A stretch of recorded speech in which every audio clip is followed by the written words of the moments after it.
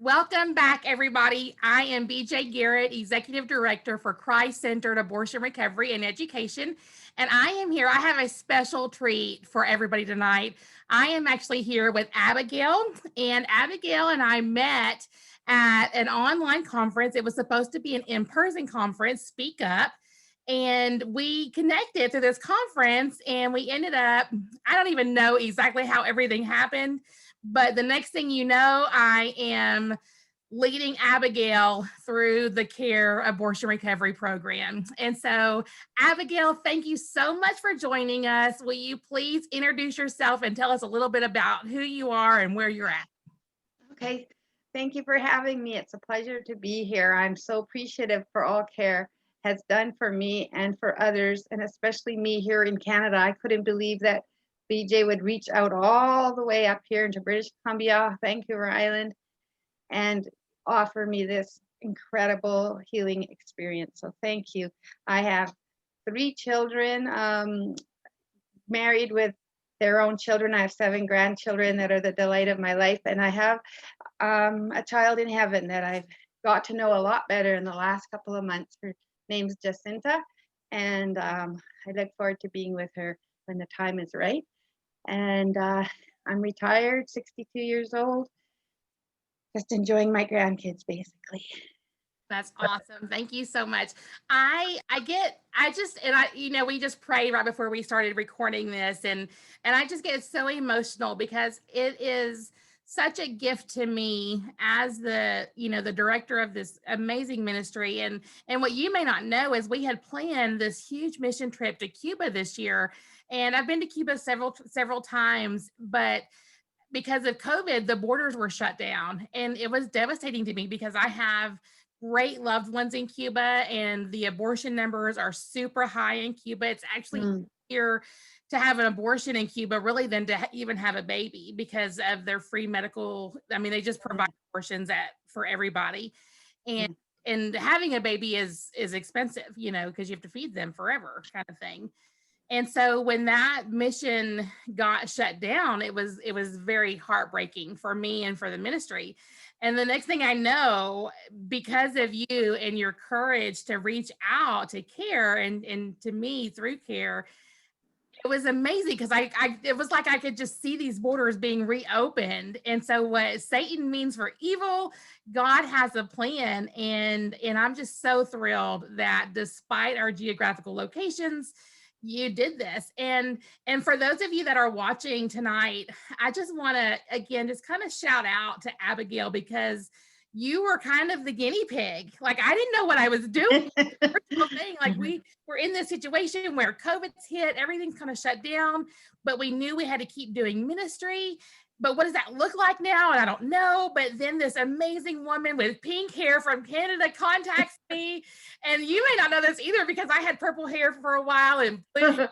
So I love the fun colored hair. But you reached out and I was like, oh my goodness, I don't know how we're going to do this, but we're going to make it work. And you are so gracious, and you showed up every single session prepared with, I mean, just everything. You'd done all the work, you'd poured the time in, and I can't thank you enough for that. So, wow. Awesome. Well, it's a mutual admiration society because I have just as much or more to say in gratitude towards you and CARE. You made it easy, BJ. You made it. I looked forward to, I think it was a highlight of my week, my time with you. And getting the boxes of things in the mail was like Christmas. It was an utter pleasure and so much healing. So Awesome. it's a silver lining even in the misery of COVID, Yeah, it absolutely was. And I just love, I mean, I truly value your friendship now, and that's how cool God is, right? Like, these two strangers meet in passing in a virtual conference, and now I truly consider you one of my friends. And I don't know if I'll ever be in the same room with you. Yeah. But we will continue our friendship virtually. So thank you. Okay, so let's just dive in. Tell me a little bit, take me back to, I mean, I know all this. I have the cheat sheet and I just very well, but for all of you out there watching, take us back and share a little bit about your area and about the, just the idea about abortion, where you're from, and in your home life back Yes. in that season? Sure. So I live on the west coast of British Columbia, which has a bit of the west coast vibe that goes all the way down through California. It's a very liberal society that we're in here, very cutting edge, always pushing the envelope. So a lot of gay rights and that kind of thing. So abortion is or being pro choice is a big deal here. And I grew up with a mother and father who were pro-choice and never, batted an eyelid hearing about abortions or anything. And in spite of that, thanks be to Jesus, in spite of the fact that I wasn't in a Christian home and I was in such a liberal home, in my heart of hearts, I always thought that abortion was wrong once I come to hear about it. And also I came to believe that actually that sex only belonged in marriage, even though my mom wanted me to go on birth control at age 16 when I wasn't even dating. So it's kind of a really different background because I meet other women who said their mother wouldn't have wanted them to go on birth control and wouldn't have liked the idea of them having had an abortion. Well, not like my mom would have liked it, but she certainly would have preferred it to my having a baby when she didn't think the time was right according to her sort of agenda. So that's my background. And so should I just continue? Yeah, just Yeah, okay. so take us to what tell us about your relationships and that kind of thing, your home life, Yeah, specifically when you got pregnant with the yes, the child that you aborted. sure. Oh, okay. Well, just from the start, I'll let you know, everyone, that my abortion was of my fourth child. So that again is unusual. So I, at the age of 19, actually 18, I met a guy that I thought would be my husband. See, as I said, I was looking for a man to marry, and I had hardly done any dating. And my mom, had encouraged me to be with lots of men, physically as well as emotionally, but that wasn't for me. So I was trying to find my way, and it was hard. So I fell in love with a man that I thought I would marry, and we went hitchhiking all the way to New York. I remember the last thing my dad said as we left was, just don't come back pregnant. And I thought that was a ridiculous thing, and of course I wouldn't come back pregnant, but I did. And it wasn't like I didn't think about what we were doing. I had these strong notions that, like I said, that I wanted to be married before I had sex, but I was very idealistic and naive, and my husband to be assured me that he would never leave me, and that a piece of paper is just a thing society demands, and that a piece of paper wasn't important that said we were married. So in my heart of hearts, I talked to God and I said, if we have sex, me and this man, that means we're married. That will be like consummating our marriage before your eyes. So that was my understanding. So yes. Ask you really quick. Sure. So you said kind of in your heart you were talking to God, and this was your commitment to God, and Yes. with your marriage, consummating your marriage. Were you a Christian at that time? Well, no, I wasn't a Christian. I was actually grew up in a non like a sort of a non-religious Jewish household. We did celebrate the holidays and go to synagogue for special occasions, but there was no talk about God or prayer in the home. So, like I said, it was a very liberal home.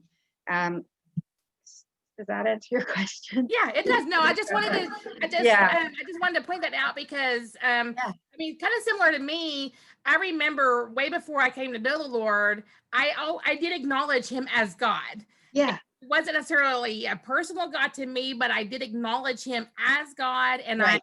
I believed in a God, but it was Yes. a personal relationship with the Yes. God. So I just Yes, wanted. I had a personal relationship with God the Father. I didn't know about Jesus in my religion, of course. So yeah, I felt like life was holy, sex was holy, marriage is holy, um, abortion was a sin. All these things came, and I'm a Christian today because I believe I heard the voice of the shepherd calling me, and I believe that was the voice of the shepherd in my heart all the way back then that was guiding me. But so we had the baby, and I was aged 19 at the time, and I shouldn't have married this man. I shouldn't have been sleeping with this man because he was an abusive man, a very mixed up, dysfunctional man. But now I was committed, right? So we went on to have 2 more children within a short period of time. And by the time I was 25 and my children were 5, 3, and 1, things were pretty bad. And that Christmas, when the children were 5, 3, and 1, we went to Alberta, northern Alberta, on a Greyhound bus, the 5 of us, to have Christmas with his great grandmother. And we stayed with her in her mobile home up there. It was 40 degrees below. I don't know if you've been in 40 degrees below, but that was cold. And I started to feel pregnant for a 4th time. So I went to a walk-in clinic on Boxing Day, and they told me I was pregnant. And I was always happy to be pregnant, but I also knew that he probably wouldn't be, because he was, I think, feeling overwhelmed with the burden. He himself would have been 27, and I guess that might have just been overwhelming for him. And but he basically said, do whatever you want. So I went home to my doctor and talked to her, and she advised me to have the baby and have my tubes tied, because she knew I was pro-life. So that was my plan. And I went home. We were living on a little island at the time, and he was there with the 2 older children, and I had the baby. And when I got back to the house with my baby, it was very early in the morning. I'd taken an early morning ferry. It was still quite dark, and I was feeling very nauseous. I'd bought some nice tea in the city, and I was looking forward to having a cup of tea and a lie down when I got home. But as soon as I lay down on a bed, he said, "What do you think you're doing?" And I said, "Having a rest." He got very angry and started threatening me. And cut the long story short, I left for the final time with my 3 children. So here I am, 25 years old, staying at my mom's with a 1, 3, and 5-year-old, trying to figure out what's next. And confused young children, I'm nauseous, and I have a mother who's, not pro-life. And so she encouraged me to have the abortion, because, in her mind, it's ridiculous as to be a sick, pregnant and sick and trying to take care of these 3 children. And then I talked to my dad. He felt the same way. I talked to my doctor. She felt the same way. I talked to the rabbi and his wife of our community, and they also felt the same way. In fact, they had a very odd reaction. They were very, very liberal, like you might have heard of Reform, Orthodox, and Conservative Judaism, which are like the 3 main streams. But these were even farther to the left, so I must say that. And they had the funniest reaction. They said, "Do you want the baby?" I said, "I do." They said, "Well, then it's okay to have an abortion, because you're not rejecting it, thinking that, it's not anything and you don't respect life or something." I don't know why, but I So, couldn't. so basically, if you didn't want the baby, then it would have been a sin to abort it. But Yes. because you did want the baby, then it made it okay. That's right. Yeah. So I felt I had no choice. I really didn't know how to do it. Nobody was offering to help me. And they were convincing me that it wasn't a big deal, trying to convince me. And I guess I really, to this day, don't know how it is I turned my head around and said, "Okay, I'll do it." But I did. And yeah, basically, I guess it was put on my calendar for a couple of weeks after I'd left my husband. And in my mind, it was just something I had to do to get on with the new life that I had to lead now. I had 3 kind of grieving children, distressed from the abuse, and I had to figure out how to get on welfare and get an apartment. So it became like a kind of just a head filled with stress. And I think I just sort of ticked that as one thing I had to do off the list. It's hard to believe I did it now, but that's what happened. Yeah. Wow. And so from there, so take me to the point where you are a single mom of these 3 kids, the 1 child's been lost to abortion, and then you come to know the Lord. Oh, yeah. That's the fun stuff. Like, let's talk about the good stuff now. Let's talk about the good stuff. Yes. Let's talk about the good stuff. So at that point, I was only 25, like I said, but it took a full about 9 years before I became a Christian. Now, the thing is, when I said that I felt like the Lord calling me as a youngster, I wouldn't have known it was Jesus. I just felt a calling, and and Jesus just kind of, I feel like, inched his way into my life in a multitude of ways, through the prayers of others, through books I read, through, people I met, through even images I saw, or movies I watched. I was always picking up on a sort of a Jesus theme, that it was loving and sacred, and it gave me guidance, and it felt like home. And yeah, so the time I was in my mid 30s, I was already getting to know Christians, praying with Christians. It was a very hard decision to become a Christian, because my grandparents had died in the Holocaust, and my dad, his take on that, he was only 13 when his parents died, and it was a huge part of his life, and our home life was knowing what happened. And he said that in honor of his parents' death, we had to live Jewish lives, at least to some extent. So he saw me as wanting to become a Christian as a bit of a betrayal. And yet for me, like Jesus says, you have to leave your family behind to follow me. And so I got to a point, I suffered depression, a lot of deep depression. And who knows, maybe that's partly from the abortion. I'll never know about how much it affected me, really. But in my depression, I thought of the cross, the crucifix, actually, because I was talking to God in my head and saying, God, you don't know what it's like to be human. You don't know what it's like to suffer, to be rejected, to be hurting, to be all these things. Because at the time, you realize I had not learned about Jesus. And then the idea of the crucifix came in my head, and that Jesus did suffer. If God was Jesus, then God does know what it's like to suffer. That God was crucified for us out of love. Like, the whole thing just kind of made sense and kind of burst my heart open. And I just felt like I wanted to follow the Lord, and no matter what that meant. So yeah, so I became a Christian through friends who were Christians in their church. I was baptized, and my parents wouldn't come to that, of course, or my siblings, but I was okay, because I knew it's what I wanted to do. And I didn't really think about the abortion yet until a few years later. I started to go to Catholic conversion classes. Now, it's really interesting, because I didn't want to be a Catholic. I didn't know what a Catholic was. All I knew was that they had a pope who looked really odd and lived in Rome to me. I thought that was really weird. Like, you don't need anyone but Jesus.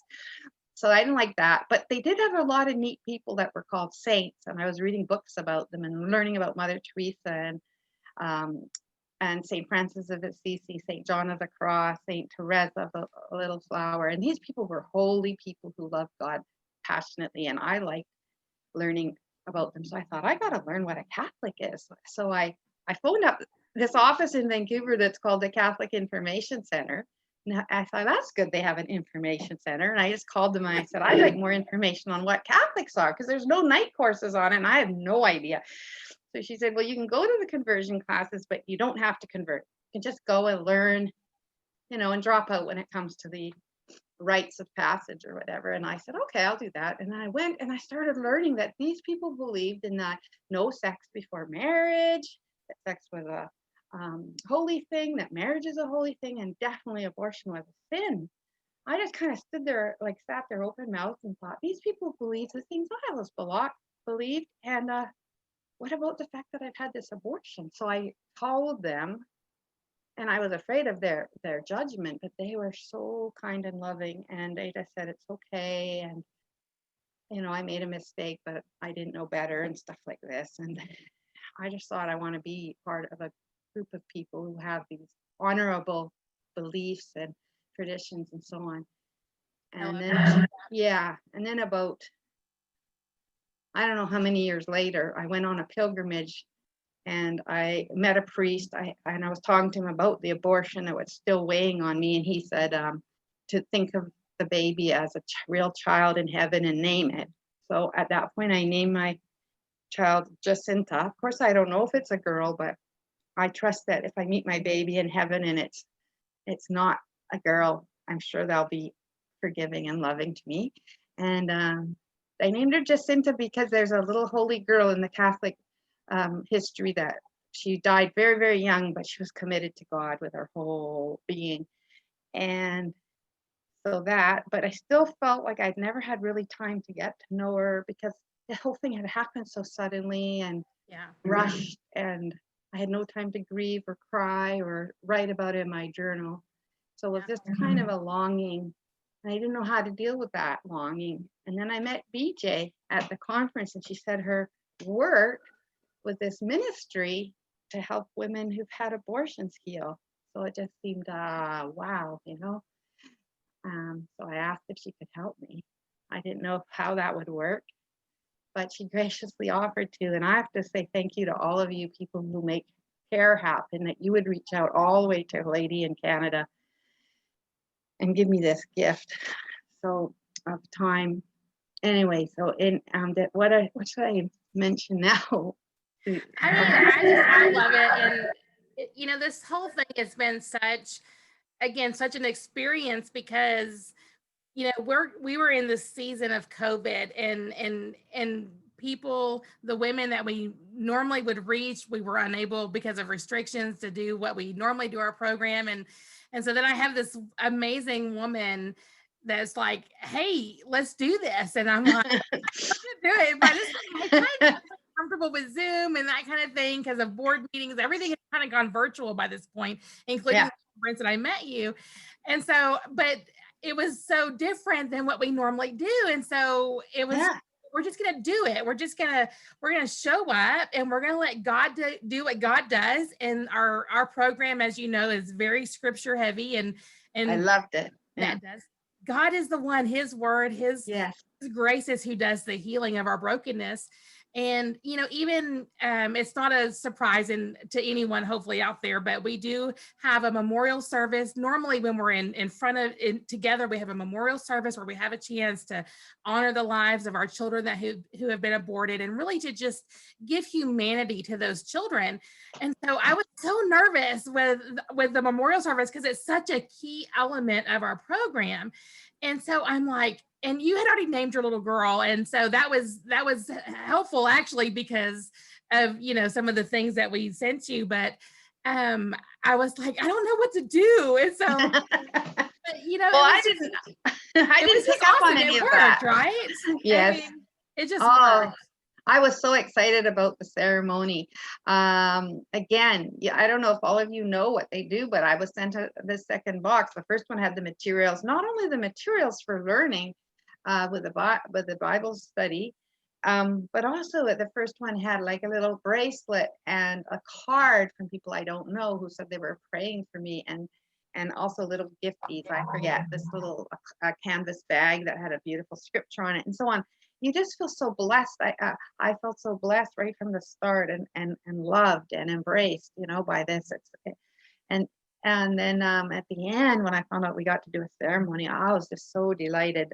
And I got this beautiful document or whatever, which has her name and a picture of a little baby. I got this beautiful necklace with a little handprint of a little 12-week-old fetus, and I got a candle and a handmade quilt. It's just incredible. And so we bought things to make a little garden for her, and I'm going to have the document framed and on my wall, so she can really be a part of my life, and acknowledged, and not just like a secret dark memory from the past that I don't even want to think about.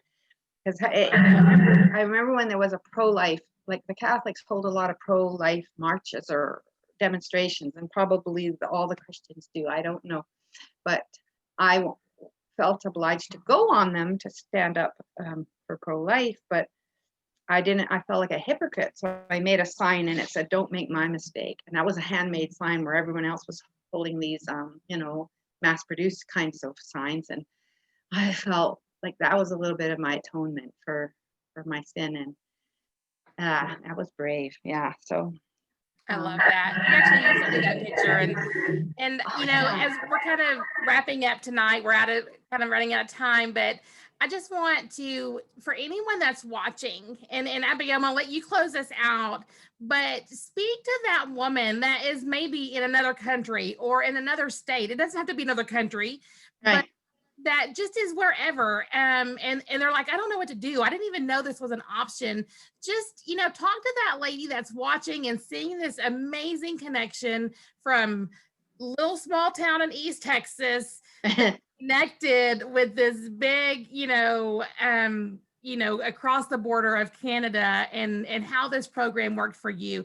I mean, I guess my first question is, would you recommend it to somebody? And Care.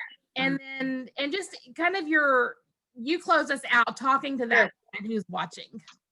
Okay, if there's any women out there that feel it in their heart, an ache, a pain, a numbness, or an emptiness that needs healing, reach out to care because they do care and they're loving, non-judgmental, and they have the tools that will help you have freedom and peace and healing and yeah, you can feel really good and embrace your child in your heart. And I just pray you do reach out to care. They're there for you.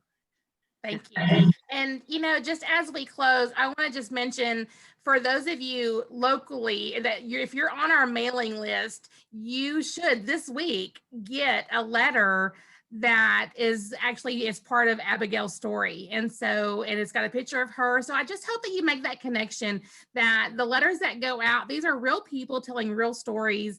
And so this is my friend Abigail. And again, we may never be in the same room together physically, but I hope we never stop meeting virtually. Me too. A great connection. And if anybody wants to reach out and talk to me, I have a question, I'm always open to that. Awesome. Well, thank you, Abigail.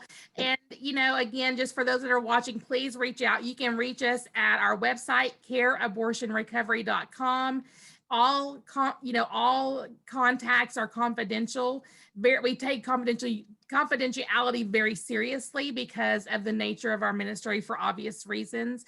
And we are a safe place to reach out. And, you may not do a video like this. Abigail is very open to sharing her story, but that's not a requirement. Your privacy is very important to us. So thank you, Abigail. Thank you to every one of you that keep tuning in on Tuesday nights. And I will see you right back here, YouTube, Facebook, subscribe, share our videos, and let's get the word out there that there is hope and healing in Jesus Christ. I say this all the time, no matter what's been done to you and no matter what you've done to yourself, there's hope and healing in Jesus Christ. And that is just kind of my life tagline because that's what I live. That's what I know, because that's who Jesus Christ is to me. And there are no boundaries. There's no geographical boundaries. There's not denominational boundaries. We are just connected through Jesus. So thank you so much, Abigail. And thank you everyone out there watching. God bless you and have a great night. Mhm.